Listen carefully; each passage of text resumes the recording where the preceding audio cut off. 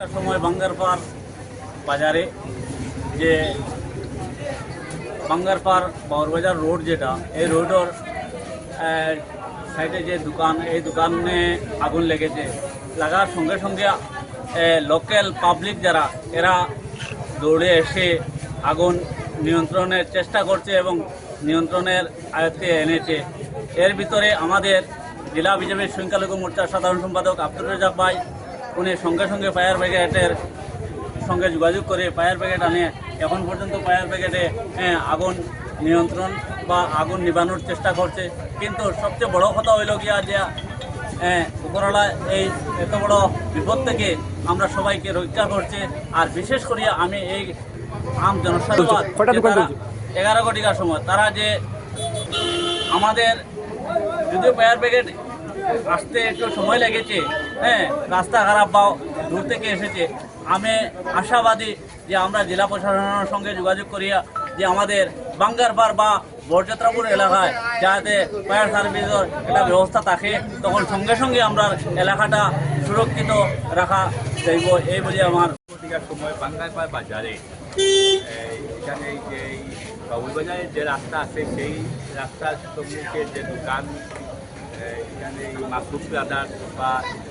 অনেক দোকান রয়েছে, সেই দোকানের একটি দোকানেই জানি না কীভাবে হঠাৎ আগুন লেগে যায় এবং এখানে প্রত্যেক যারা এই বাজারে ছিলেন ওনারা দেখতে পান হঠাৎ যে দোকানের উপর দিয়ে অনেক ধোঁয়া বাইর হচ্ছে এবং বুঝতে পারেন দোকানে আগুন লেগেছে। পাল্লা চিৎকার করার পরে অনেক মানুষ জমায়েত হয় এবং সঙ্গে সঙ্গে আমাদের বাঙ্গারপাড় পুলিশ বাড়িতে খবর দেওয়া হয়। এখানে আমাদের বাঙ্গারপাড় পুলিশ বাড়ি আইসি মহোদয় এখানে উপস্থিত হন এবং সালাইন ফায়ার ব্রিগেডে ফোন করা হয় এবং